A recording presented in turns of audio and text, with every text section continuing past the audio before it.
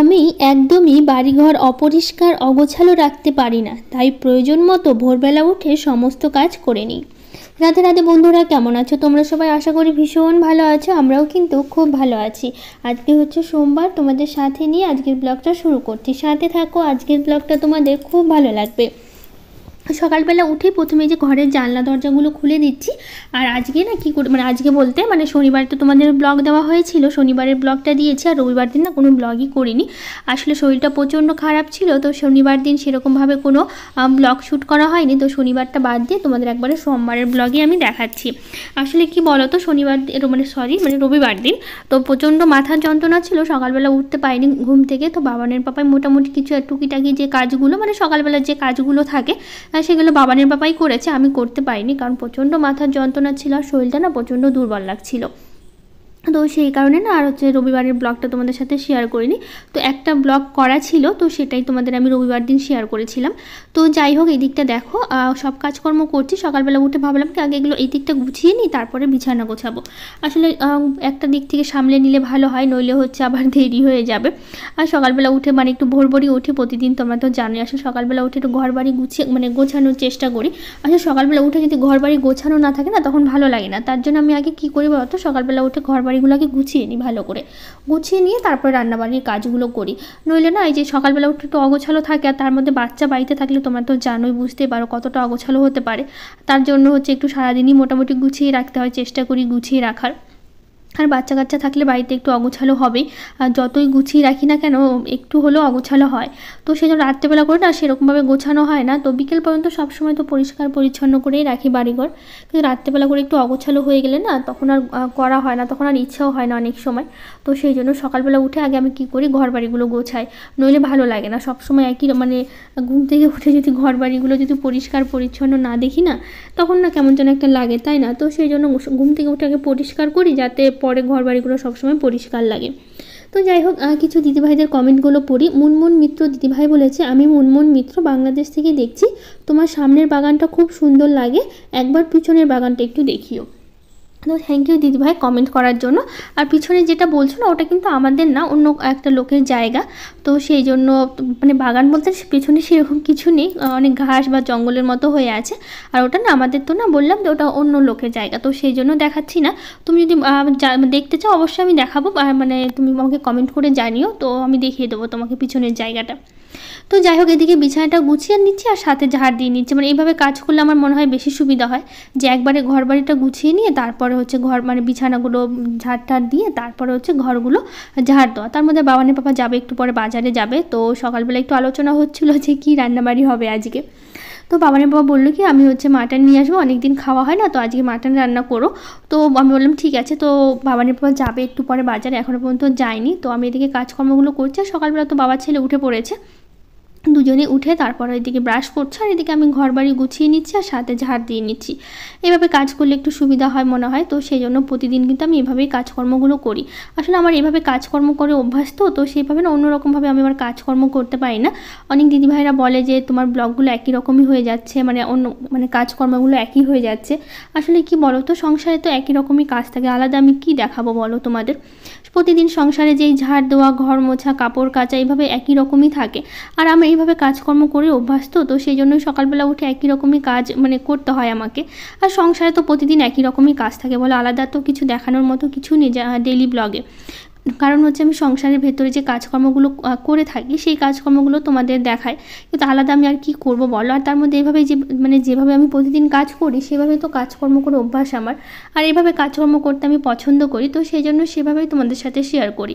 তো আমার যেটা অভ্যাস, আমি তো সেটাই তোমাদের সাথে শেয়ার করব। তো যাই হোক, ঘরগুলো আর ডাইনিংটা তো অর্ধেক ঝাড় দিয়েছি, এই যে সিঁড়িটা ঝাড় দিয়ে দিয়েছি, কারণ সিঁড়িটা একটু নোংরা হয়েছিল।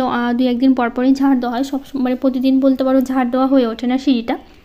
তো আজকে ভাবলাম ঝাড় দিয়ে ভালো করে পরিষ্কার করি, তো সেই জন্য ঝাড় দিচ্ছি। তো এইদিকে হচ্ছে উঠানটা ঝাড় দেওয়া বাকি আছে, উঠানটাও ঝাড় দিতে হবে, আগে এই দিকটা করি। তো ছোটো ঘরটাও আমি ঝাড় দিয়ে দিয়েছি। এখন এই যে টেবিলের তলাটা ভালো করে পরিষ্কার করছি, এগুলোতে চুল বেশি আটকে থাকে, জানো তো, টেবিলের ওই পায়াগুলো দেখতে পাচ্ছ, ওগুলোতে প্রচণ্ড তো চুল ওঠে, আর চুলগুলো যেখানে সেখানে আটকে থাকে। আর এদিকে ঝাড় দেওয়ার সময় দেখো এই গাছে ফুলগুলো কত ফুটেছে, আর তার মধ্যে কি বলো তো, সব ফুলগুলো তোলা হয় না, তো সেই জন্য ফুলগুলো না অনেক ফুলই নিচে ঝরে পড়ে থাকে। তো সে যখন ঝাড় দিই তখন পাওয়া যায় পিছন দিকে, মানে সামনেরগুলো তো তবুও একটু তোলা হয়, আর ওই মানে পিছন সাইডগুলোতে তখন তো মানে ফুল গাছের ওই ওয়ালের সাথে যেটা, ওটা তো তোলাই হয় না। ওইদিকে তো মানে এমন এমন একটা দিন হয়তো হয়নি বলতে পারো যে গাছের প্রত্যেকটা ফুলই তোলা হয়েছে, গোটা গাছের, কারণ সেরকমভাবে তোলা হয়ে ওঠে না আসলে। ওই মানে এত ফুল তো দরকার পড়ে না, আর বাকি যে গাছগুলো আছে সেই গাছেরও ফুল তুলতে হয়, তো সেই জন্য না এত ফুল হয়ে যায়, তো সেই জন্য মানে সবগুলো ফুল আর তুলে উঠতে পারি না। আর এত ফুল তুলতেও না প্রচুর সময় লেগে যায়, তো সেই জন্য না আর তুলে উঠতে পারি না। তো যাই হোক, এই যে বাবা ছেলে দুজনে মিলে এখন পড়তে বসে গেছে, কারণ বাবানের বাবা দুজনেই ব্রাশ করে নিয়েছে। আর বাবান তো সকালবেলা ছাতু খায়, তো আজকেও ছাতু খেয়েছে, তো বাবানের পাপাই দিয়েছিল। বাবান তো নিজে নিজেই দিতে পারে, সমস্যা হয় না, মানে নিজে নিজে ছাতুটা করে নিতে পারে, কিন্তু তারপর আজকে বাবানের পাপা দিয়েছে। তো বাবানের পাপা দিয়েছে, বাবান খেয়েছে, এখন দুজনে মিলে পড়তে মানে বাবানের পাপা পড়তে বসিয়েছে। কারণ হচ্ছে সকালবেলা করে প্রতিদিন তো পড়তে বসায়, আর তার মধ্যে হচ্ছে তোমরা তো জানোই বাবানকে টিউশন দেওয়া হয়নি, আমি আর বাবানের পাপা দুজনে মিলেই পড়াই। তো বাবানের পাপা হচ্ছে সকালবেলার টাইমটা বেশি পড়ায়, আর আমি হচ্ছে রাত্রেবেলাটা বেশি পড়াই, কারণ সকালবেলা তো সময় পায় না কাজের চাপে, সেই কারণে। তো সেই কারণে হচ্ছে সকালবেলাটা হচ্ছে বাবানের পাপা পড়ায়, আর সন্ধ্যার টাইমটা আমি পড়াতে বসাই। আর তার মধ্যে কি বলো তো, এই দুপুর টাইমটা আমি সন্ধ্যাবেলা পড়াতে বসাই, তারপরে রাতে মোটামুটি সেরকম রান্না থাকে না, মানে খুবই কমই রান্না থাকে। সেই কারণে কী করবো, তো ভিডিও যত কাজ আছে দুপুরবেলা করে একটু শুয়ে থাকি, তারপর তো বাবানকে স্কুল থেকে আনতে যেতে হয়। তো সেই কারণে না দুপুরবেলা সেরকম কাজকর্ম আমার থাকে না বলতে পারো, কারণ হচ্ছে সকালবেলায় তো সব কাজকর্ম করে নিই, আর দুপুরবেলা কী বা কাজকর্ম থাকবে, তাই না বলো। তো অঙ্কিতা দিদিভাই বলেছে, দিদি খুব ভালো লাগলো তোমার কাজটা, প্লিজ তুমি আফটারনুন টু নাইট তোমার রুটিন শেয়ার করো, আমি তোমার নতুন সাবস্ক্রাইবার। তো থ্যাংক ইউ দিদিভাই কমেন্ট করার জন্য। আসলে কি বলো তো, সেরকমভাবে কাজ থাকে না, তো টুকিটাকি যা থাকে এবার থেকে আমি তোমাদের সাথে প্রতিদিনই শেয়ার করব, কারণ সকালবেলা দেখতে পাচ্ছ ঘর বাড়ি পরিষ্কার থেকে শুরু করে যা যা একটা সংসারের কাজ থাকে সবটাই কিন্তু আমি সকালবেলাই করি।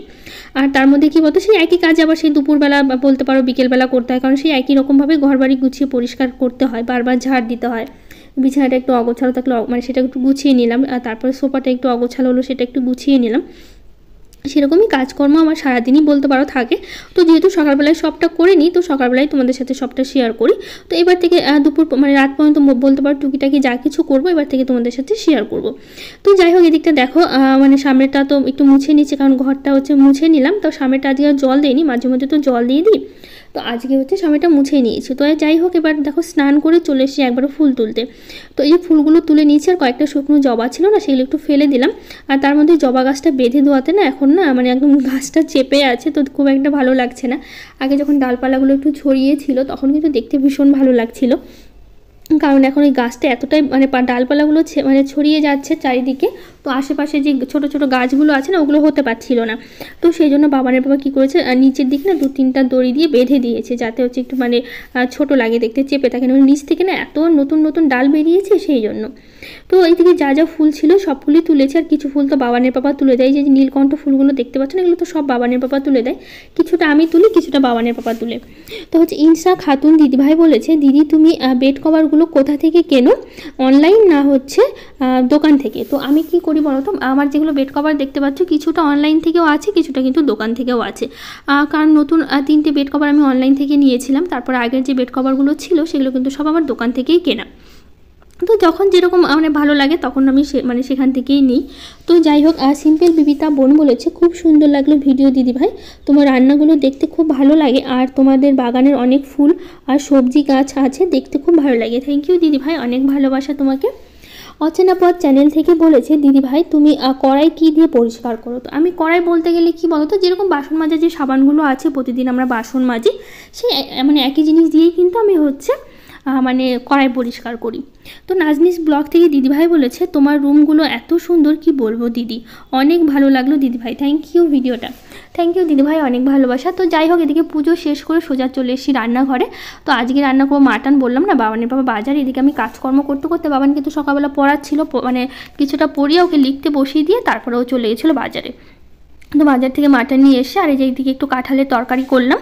তো কাঁঠালের তরকারিটা হয়ে গেছে আর ওইদিকে ভাতটাও বসিয়ে দিয়েছি আর এদিকে মাংসের জন্য আমি সব কিছু রেডি করছি।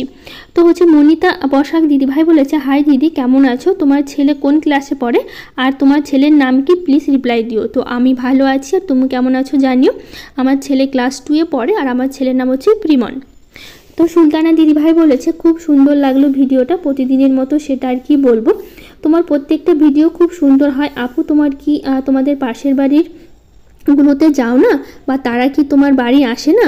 কখনো তো দেখি না, তাই বললাম, তুমি আবার কিছু মনে করো না। আজকের ভিডিওটা যখন তুমি ভেন্ডি তুলছিলে তখন পাশের বাড়ির এক মহিলাকে দেখা যাচ্ছিল, মনে হলো উঠান ঝাড় দিচ্ছে।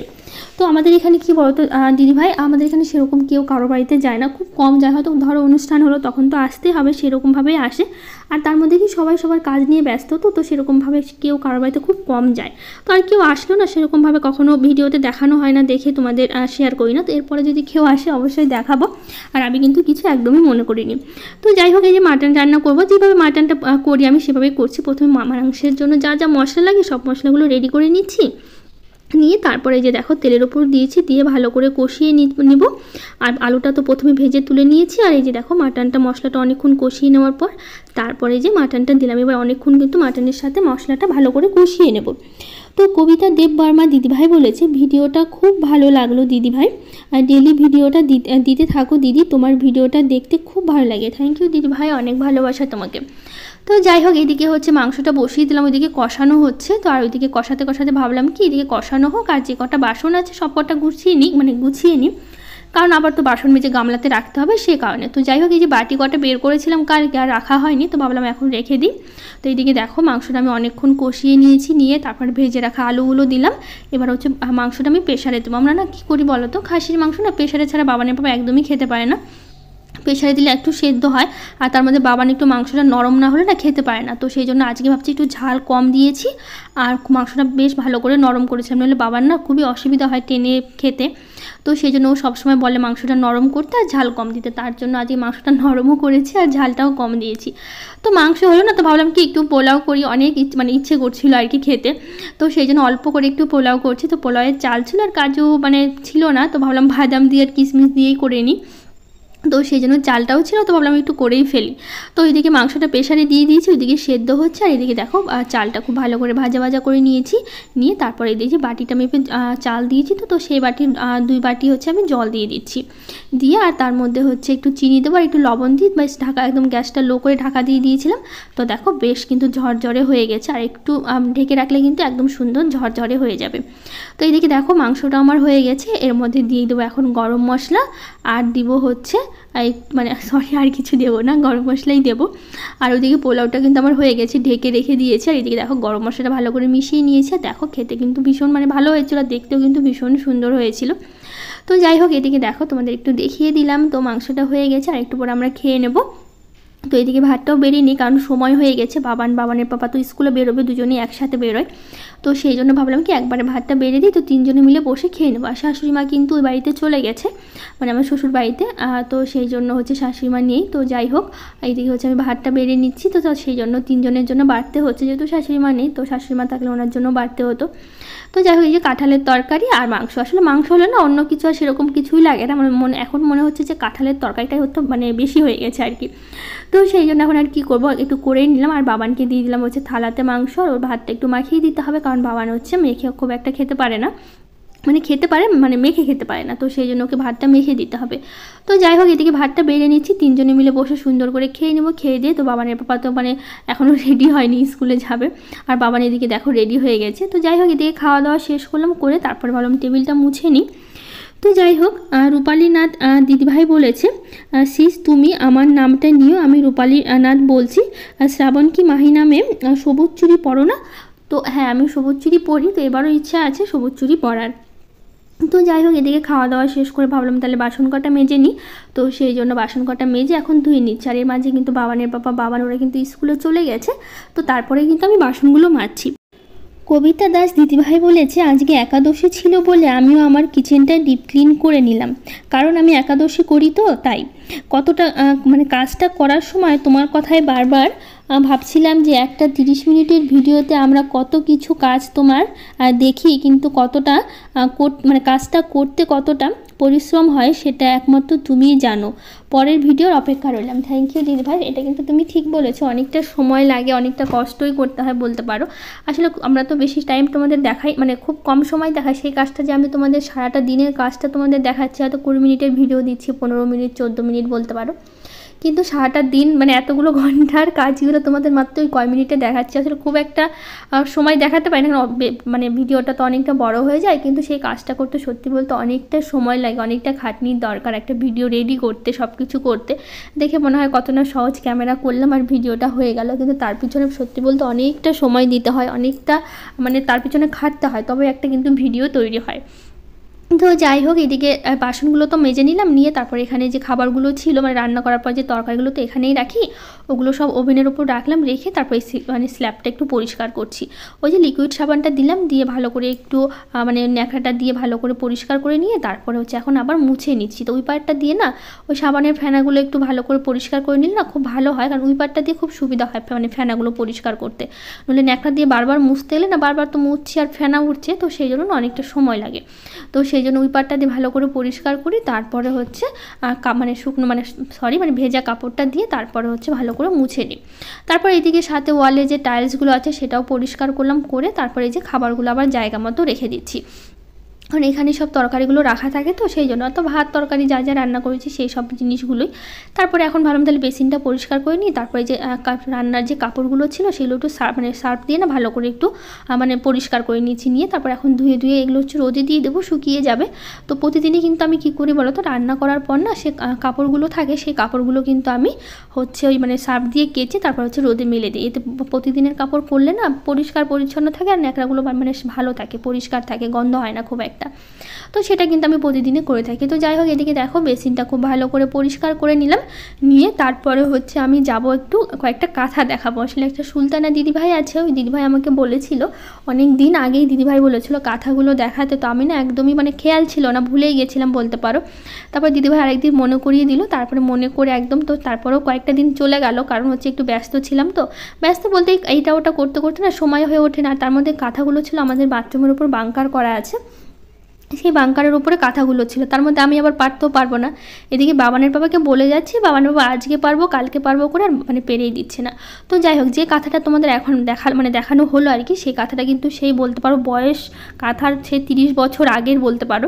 কারণ এই কাঁথাটা কিন্তু হচ্ছে পাড় দিয়ে সেলাই করা, কারণ হচ্ছে যে আগের মানুষ মানে ওই পাড়ের শাড়িগুলোই বেশি পরতো, ধরো ভেতরে এক কালার, আর হচ্ছে যেরকম তাঁতের শাড়িগুলো হয় পাড়, ওই ধরনের শাড়ি কিন্তু বেশি পরতো। এগুলো কিন্তু সেই শাড়িগুলো বলতে পারো আমার ঠাকুমার শাশুড়ির শাড়ি, আমার ঠাকুমার বেঁচে আছে, আমার শাশুড়ি মানে ঠাকুমার শাশুড়ির শাড়িগুলো দিয়ে আমার ঠাকুমার শাশুড়ি সেলাই করেছে। তো যাই হোক, এই কাঁথাটা আমার মা করেছে। এগুলো আমার বিয়ের যে শাড়িগুলো পেয়েছিলাম সেই শাড়ি দিয়েই কাঁথাগুলো সেলাই, কারণ প্রথম তো বিয়ের পর শাড়ি পরতাম, তো কয়েক মাস পরে সেগুলো দিয়ে কাঁথা সেলাই করা হয়েছে। আর প্রথম যে কাঁথাটা দেখিয়েছি আর কি, তো সেই কাঁথাটা হচ্ছে সেই পুরনো বলতে পারো 30 বছরের বেশি হবে কাঁথাটার বয়স। তো সেই অনেক দিন আগেকার, ওটা হচ্ছে আমার ঠাকুমা আমাকে দিয়েছে কাঁথাটা, কারণ আমার ঠাকুমার শাশুড়ি ওটা সেলাই করেছিল, তো আমার ঠাকুমা দিয়েছে সেই কাঁথাটা। তো এগুলো কাঁথা মা দিয়েছে সেলাই করে কিছুটা, আর কিছুটা মায়ের শাড়ির কাঁথা সেলাই করা ছিল আগে থেকে, তো সেগুলো দিয়েছে। তো যাই হোক, এই মানে যে কাঁথাটা এখন দেখাচ্ছি তার আগের যে কাঁথাটা দেখালাম ওটা হচ্ছে মা দিয়েছে, আর যে কাঁথাটা এখন ভাঁজ করে রাখলাম এটা হচ্ছে আমার শাড়ির কাঁথা, আর এই যে কাঁথাটা এখন দেখাচ্ছি এটাও কিন্তু আমার শাড়িরই কাঁথা। তো যাই হোক, এই যে দেখো ভেতর দিকটা কেমন আর উপরের দিকে কেমন শাড়ি সবটাই কিন্তু আমি তোমাদের দেখাচ্ছি। খুব সবটা খুলে দেখালাম না, নইলে অনেকটাই বড় হয়ে যেত। তো সেই কারণে এই কাঁথাটা খুবই ছোট, এটা বাবান যখন ছোট ছিল না তখন মা বাবানকে দিয়েছিল সেলাই করতে, মানে বিছিয়ে শোয়ানোর জন্য, পেচ্ছাপ করতো ছোটোবেলায় সেই কারণে। তো এরকম ছোট ছোট না অনেক কাঁথা আছে বাবানের, অনেকগুলো বক্স খাটের মধ্যে ঢোকানো আছে। তারপরে যাই হোক, এটা একটা সাদা কাঁথা, এটা হচ্ছে আমার ঠাকুমার সেই শাশুড়ি, এটাও সেলাই করে দিয়েছে আমার ঠাকুমার শাশুড়ি, মানে আমার বড় মা হবে। আমি কিন্তু আমার বড় মাকে দেখেছি, মোটামুটি আমার যখন 12-13 বছর বয়স তখন কিন্তু আমার ঠাকুমার শাশুড়ি মারা গেছে, মানে আমার দাদুর যে মা। আর এই যে সাদা কাঁথাটা দেখালাম ওটাও কিন্তু আমার ঠাকুমার শাশুড়ির কাঁথা। এই কাঁথাটা যে এখন দেখাচ্ছে এটা কিন্তু আমার দিদার কাঁথা, মানে আমার মায়ের কাঁথা, কারণ আমার দিদা মারা গেছে 2 বছর হলো, যখন ভালো ছিল তখন দিয়েছিল। এটা কিন্তু আমার বিয়ের পরে হচ্ছে আমার দিদা হচ্ছে সেলাই করে আমাকে দিয়েছে। আমার শাড়িটা দেখতে পাচ্ছ, শাড়িটাও কিন্তু আমার দিদারই শাড়ি, আর হচ্ছে কাঁথাটাও আমার দিদা নিজে হাতে সেলাই করে দিয়েছে। তো একটা সব মানুষের একটা স্মৃতি স্মৃতি থাকে না একটা বয়স্ক মানুষের, মানে যেগুলো ঠাকুমা বলতে পারো, বড় মা মানে ঠাকুমার শাশুড়ি, ওদের সব স্মৃতিগুলো কিন্তু আমি এভাবেই রেখে দিয়েছি। তো যাই হোক, কেমন লাগলো কথাগুলো জানিও, আর ভিডিওটা কেমন লাগলো জানিও। তো আজকের মতো টাটা।